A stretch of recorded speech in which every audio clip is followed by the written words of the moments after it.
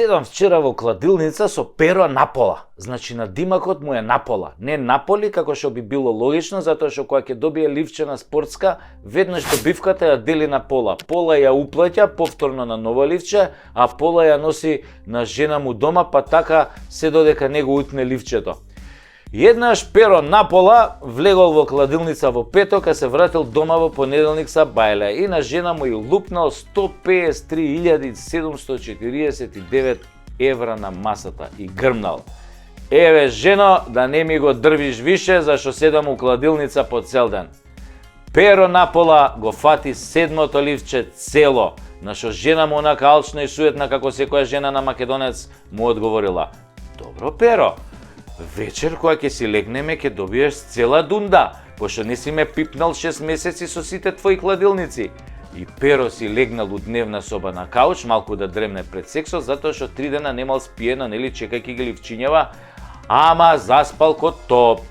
И жена му изгледа не ја разбрала ова форава со заспивањево и кога се разбудил по 2 дена, ни жена му ја немало дома. Ни жена му, ни оние 153.000 евра и кусур.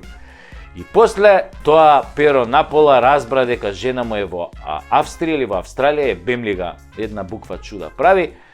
И перо напола од тогаш нема фатено повеќе од 2 ливчиња. И секојаш кога ќе го утне следното ливче, пцуе на глас: перо, перо, да ти бам глупиот, како не ти текна дека ти праиш женски малер со тоа сексот. Но не се. Да се вратам на суштината, а тоа не е во случајов пола или цела дунда, зашто искрено да ви кажам, ја пола дунда неам видена, а не знам како изгледа, а бидејќи е малер, нека ми даваат цела или ништо.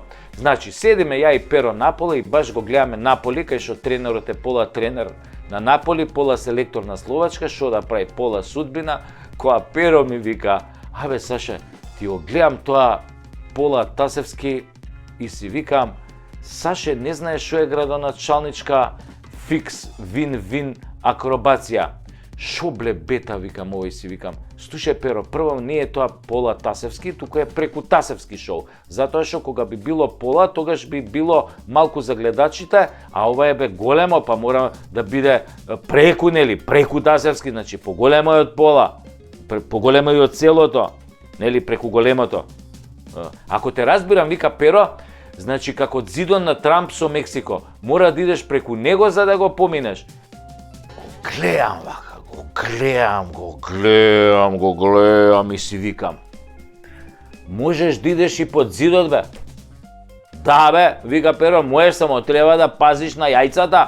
Аман, бе, да мојва мосте се јајцата, кажи што ти е тоа градоначалничка фикс вин-вин акробација. Не знаеш, ми вика перо? Не знам, бе, да ти го резнам. Од кај да знам? Знаеш дека внук ми е градоначалник на една скопска општина?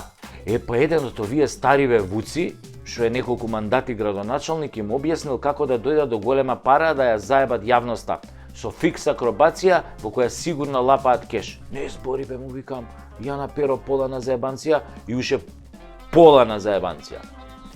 Градоначалници во Македонија и криминал. Кај бе тоа, бе, не верувам, викам, Бог да чува.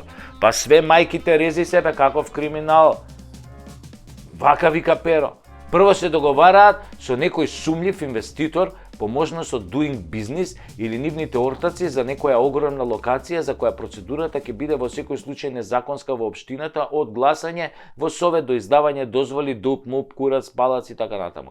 И им кажуваат процент да ја бркаат работава. Обично процентот е некаде околу 15% од вкупната инвестиција и почнува целата операција. Градоначалников ја тера работата. Им прави маневри, мести документи, одлуки, комунали, издава решенија и се оди така глатко со кршење закони, се оградува просторот, се гради повеќе од она што е дадено, сите срекни, инвеститорот Кримос и градоначалникот поштен, овој Кримосов цела зграда, градоначалников 15% плюс подмачкен уште некој фактори од Министерство за транспорт и врски по некој инспектор, подписник во урбанизам, клучни советници за сите да има.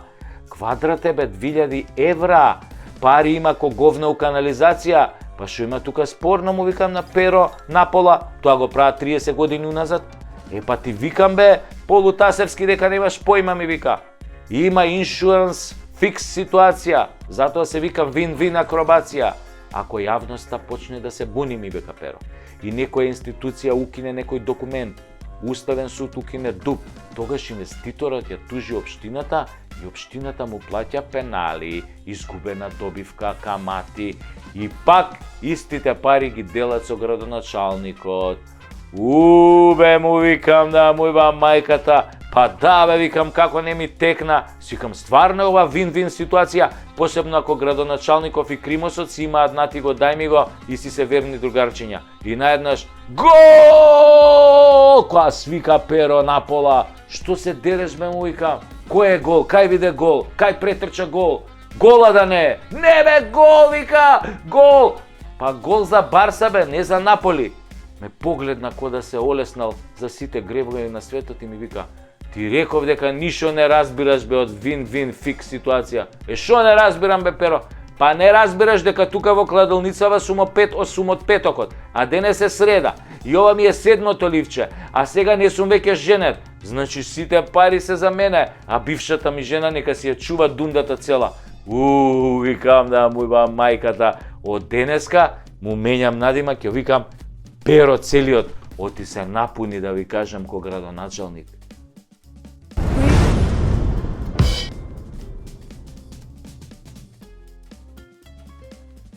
Ако македонизмот е штетен и лош, и ако оваа држава треба за се да го слуша калето, тогаш не ни треба ни да имаме држава. Пред некој ден го гледав филмот што го снимаше актерот Шон Пен за време на почетокот на конфликтот Русија-Украина наречен Супер сила. Во филмот авторот се признава дека не сакал да сними филм за војната, туку филм за Зеленски, за неговиот животен пат и славата, за се што подоцна се наметнало како тема, дошло од следот на настаните. Тоа е така со многу документарни филмови кои мора да се прилагодат на реалноста. Во филмот украинците се гордеат со тоа што се посебен народ од Русија, што по случувањата на Мајдан ја започнале својата борба против корумпираните политичари, во таа борба не ги почитувале подпишаните меѓународни договори и се однесувале арогантно кон отварањето на уставот и регулирањето на сите човечки права, меѓу кои најважните тие на русите кои живеат во делови од Украина. Но станува впечатокот од филмот дека американците им го дозволуваат на украинците се она што тука кај нас упорно се обидуваат да го задушат. Тоа е веројатно затоа што им требаат такви за да можат да се борат до последниот украинец. И Шон Пен убаво ја објаснува војната, убаво го објаснува војувањето, дека Западот и Америка го дозираат во вооружувањето на Украина затоа што не сакаат војна НАТО-Русија. Можеби заради фактот што сите НАТО земји секој месец произведуваат муниција за само 3 дена војување, а во Русија се произведува за 1 месец дупла количина. Дека Украина не може да биде членка на НАТО е јасно веќе како бел ден, но затоа слава на Украина и разни борбени песни што тие ги кажуваат за дигање на моралот и вложување во армијата под велот на демократизацијата и борба против проруските олигарси се форсирала значи од 2015 година, значи тоа не е приказно од 2022. На граѓаните им било јасно дека русите еден ден ќе дојдат. И тие живееле со тој факт и се допуштало се да се направи што е спротивно на демократските стандарди на европските устави и правното владење. Дури и се форсирал Зеленски да му се курчи на Путин и да ги одбива договорите во присуство на Меркел и Макрон. Во Македонија тоа се задушува, се форсира поданичкиот однос кон Грција, кон Бугарија, се назија на македонскиот народ, на македонскиот идентитет, правата на граѓаните и се форсира бинационална држава во која ќе владеат албанците иако се малцинство. Значи, исто е, ама и не е исто.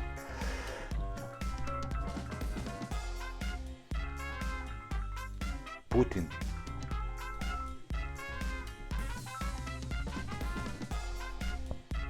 Здравствуй, товариш Путин. Овде секретни агент Путина с коднијим именем Куров.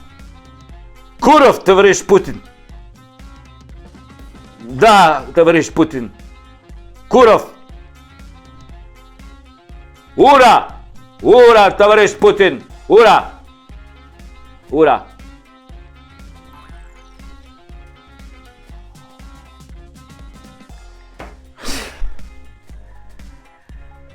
Путин ме бара.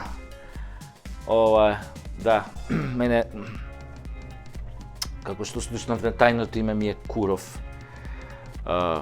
Како руски разузнавач, нели? Абе ме бара, ќе ме чека после кола, ќе ме носат на аеродром. У Москва треба да јаваме овој поларни мечки утре.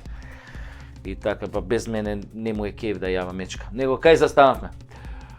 Најважно е дека се форсираат тие кои се партнери на калето и другите земји. И ним им се дава се. Цела моќ да создаваат систем од суди и обвинители, да цицаат пари од буџетот, да купуваат имот. Додека во Украина проруските олигарси се на политички одстрел пред војната, во Македонија албанските националисти и олигарси се форсираат да станат помоćни и побогати. Се тоа низ призмата на неказнивост и политичка поддршка многу слично како во Украина.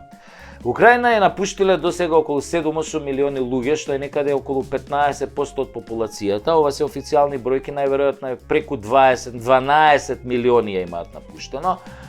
А Македонија има дефицит од 300.000 млади кои избегаа од економскиот погром, мито и корупција, што е отприлика истиот процент и тоа без војна. Замислете, можеби Русија не е најдобрата земја на светот, можеби историјата не се покажала како голем пријател на Македонија и македонскиот народ, но на што сега и го прават западните земји и Европската унија на Македонија е во најмала рака страшно. Не можеби како војна, но и тука умираат луѓе на разни начини кои не се нормални и не се секојдневни во земјите на Европската унија. Само видете што се протна со европско знаменце, што се случува со квази автопатите, каде се плаќаат милиарди евра, врбување на домашни предавници за грст долари од страна на Западот, лажни ветувања за членство во Унијата за да се случи апсурдот дека на Украина, на земја во војна, која што ја губи војната, разрушена, без 25% од своја територија и дадоа почеток за преговори. Замислете, на Украина и дадоа почеток за преговори со Европската унија. Какви се тоа двојни стандарди? Каква е тоа космичка дволичност, лицемерие?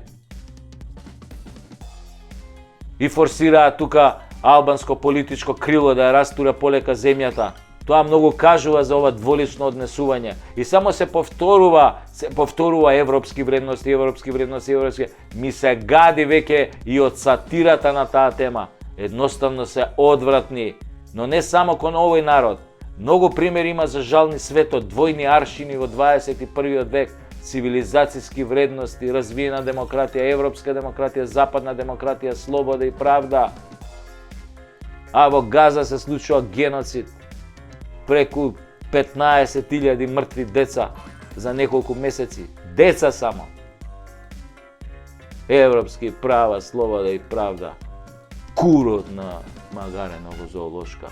Оне што е мој комшија на лавот. Да му го оправам.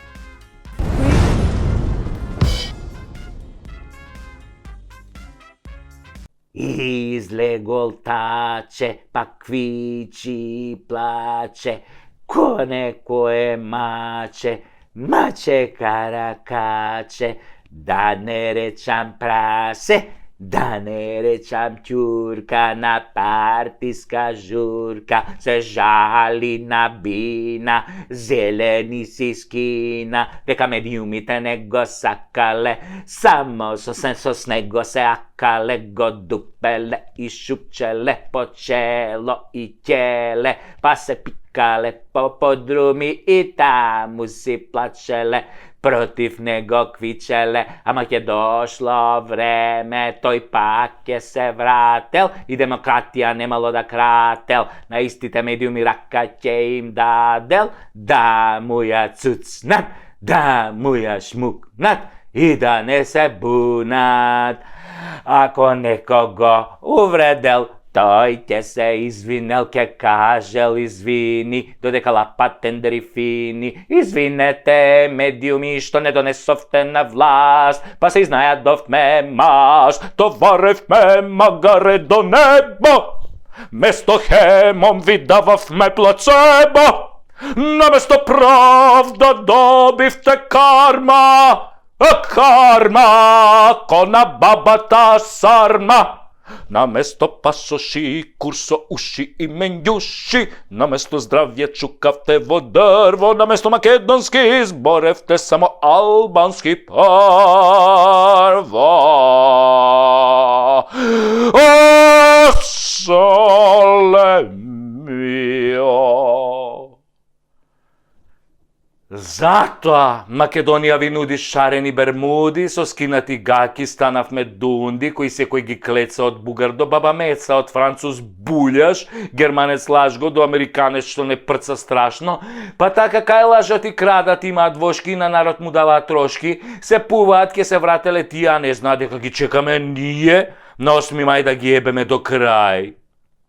Се извинувам вака на оралниот одраз, ама на тоа ме натера мака кога гледам луѓето по контейнери што јадат, мувлосан леп во уста што ставаат, додека фраери од власта дрпаат без усул, купуваат центри со пари од буџет. Од балкански лидер не направија џудже, уништија се што имаше вредност и сега пред народот глумат чедност, а чедност се ко порно глумица стара што секоја кара ја трти ја врти, ама со 100 грама шминка, пластични цицки безброј сите, мисла дека се некој, затоа секој на своја, криминалците мој на мој, мој до мој, мој кај мој, мислам поетски збор каде што милно ги карам, за пашту си ги корам, а во пекол има да горам, ако лошо мислам, па јас не сум таков, жими у гаќиве краков, дотерани код звезди од Холивуд се тие, ама душата од криминал им гние, колку мајки од нив плачат и деца немаат кај да се вратат, од домовите им правија пепел, растурија семејства со коцкарници и дрога, само за да живеат на висока нога.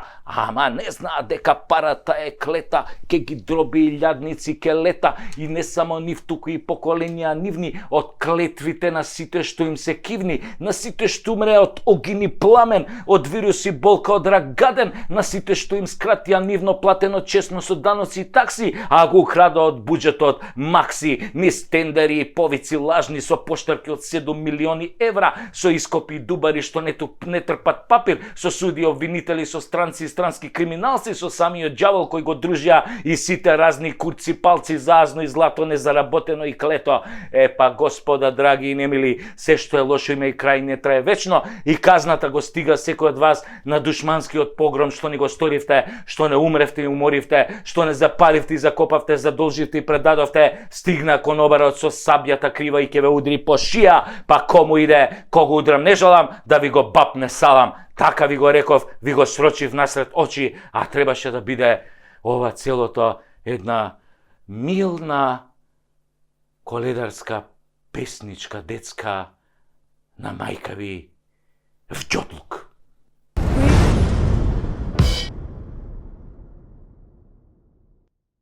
Пред некој ден гледам еден клип сниман во Приштина, во кој се интервјуираат албанци за тоа што би направиле доколку на власт дојде Доналд Трамп и ја затвори американската база Бонстил во Косово.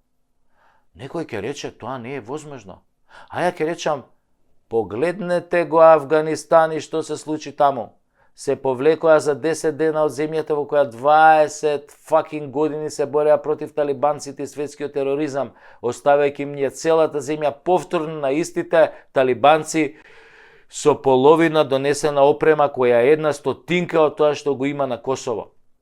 Дали е можно американското напуштање на Косово е прашањето? Па кажете ми вие.